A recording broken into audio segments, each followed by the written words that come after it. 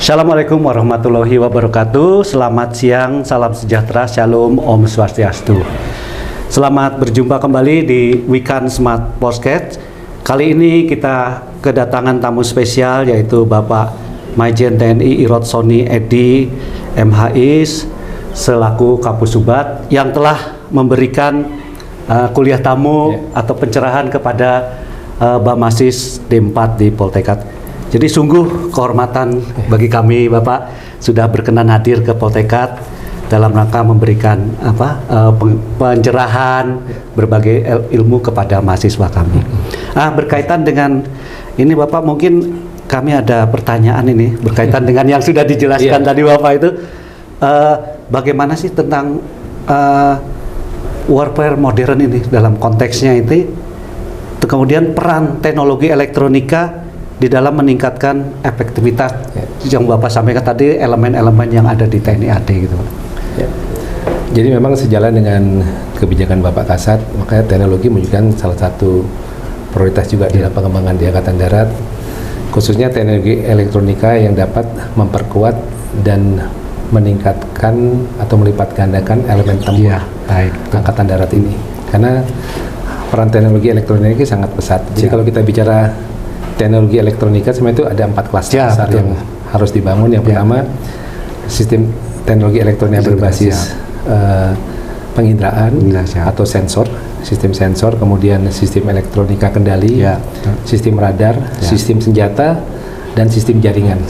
Dan keempat elemen sistem elektronika tadi telah memperkuat elemen tempur Angkatan Darat. Jadi kalau kita bicara elemen tempur di Angkatan Darat ini kan kita memperkuat dari konsep siskodal infonya, kemudian konsep intelijen tempur, kemudian perlindungan, kemudian daya tembak, kemudian manuvernya, kemudian dukungan, perlindungan dan kepemimpinan.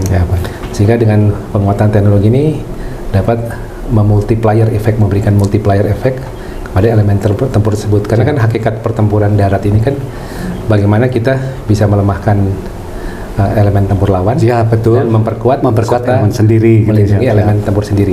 Sistem elektronika ini sudah cukup pesat di Angkatan Darat. Dengan kita lihat sendiri di sistem senjata Arhanud, kita sudah ada sistem senjata Star Trek, Mistral, kemudian Armet juga sudah berbasis mekanik dan elektronika, sistem radar kita, dan siskodal kita juga sudah menggunakan siskodal modern, siskodal informasi modern yang berbasis network centric. Jadi perang sekarang sudah berbasis network centric yang turunannya menjadi fungsi-fungsi kompleks itu, dari mulai fungsi siskodal, fungsi perang elektronika, fungsi sistem komunikasi dan elektronika, termasuk pengamatan dan penginderaan elektronika, serta fungsi konvei karsal itu sendiri. Demikian, terima kasih. Baik, terima kasih Bapak. Memang sekarang TNI kita tidak seperti dulu-dulu kan, masih konvensional. Karena kan sekarang era teknologi yang sekarang marak adalah teknologi jaringan.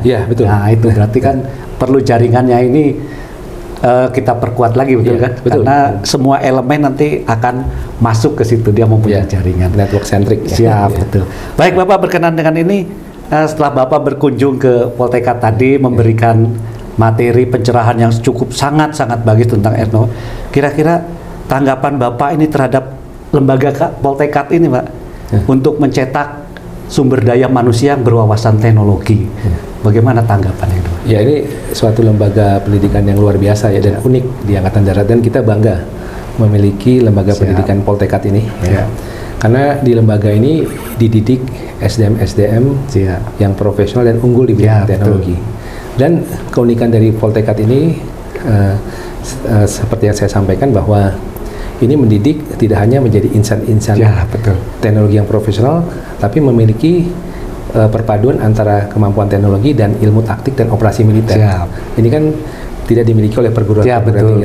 Kalau perguruan tinggi mungkin hanya mendalami akademik saja, teknologi saja. Tapi ini taktik dan strategi, operasi militer dan strategi, sehingga perpaduan teknologi itu mereka menjadi awak-awak teknologi Angkatan Darat masa kini dan masa depan, karena alat perlu didukung oleh awak. Jadi karena alat tanpa awak yang profesional pun, sehingga alat itu tidak bisa maksimal untuk mendukung tugas pokok Angkatan Darat.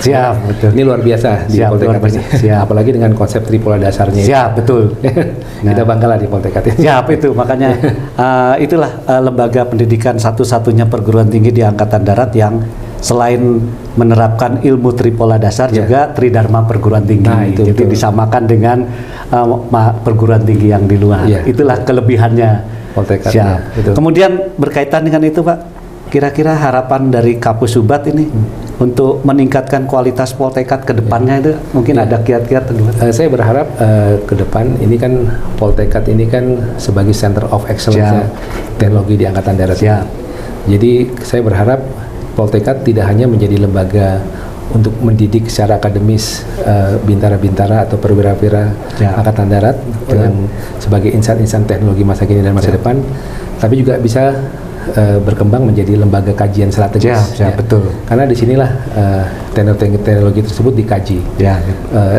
Teknologi elektronika terbaru, teknologi mekanik terbaru juga dikaji di sini, sehingga ini akan memperluas kasanan dan wawasan para prajurit siswa di sini atau bintara siswa di sini dan perwira siswa, sehingga kedalaman materi mereka itu lebih dalam lagi. Betul. Dan juga ditambah lagi dengan kekuatan karakter.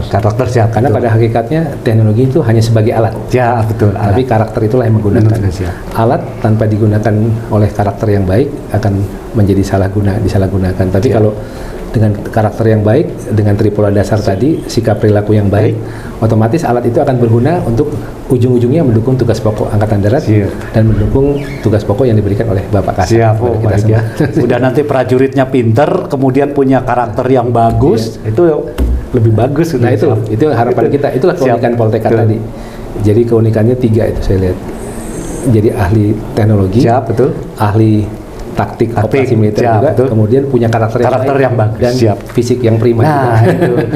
Baik, terima kasih Kapus atas bincang-bincang yang sudah disampaikan ke Poltekkad.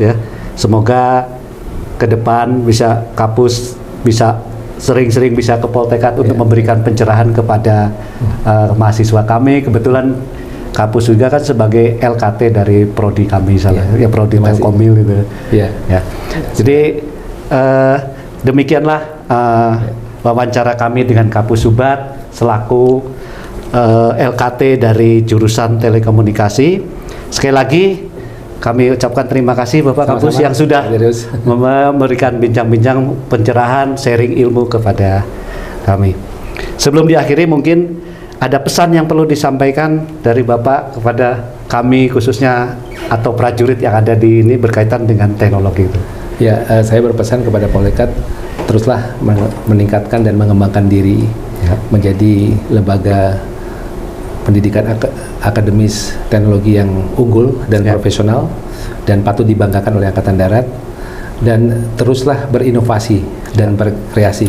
Karena salah satu kekuatan dari unsur-unsur insan teknologi dan insan-insan akademis ini adalah di kreativitas dan inovasinya, sehingga sampai kepada tataran prajurit-prajurit teknologi yang intuitif dalam menyelesaikan permasalahan.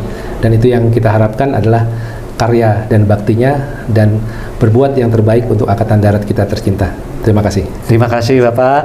Kami kru yang bertugas di Wikan Podcast ini mengucapkan terima kasih atas kesempatan yang sudah dan diluangkan oleh Kapus untuk berbincang-bincang kami. Selamat siang, Shalom.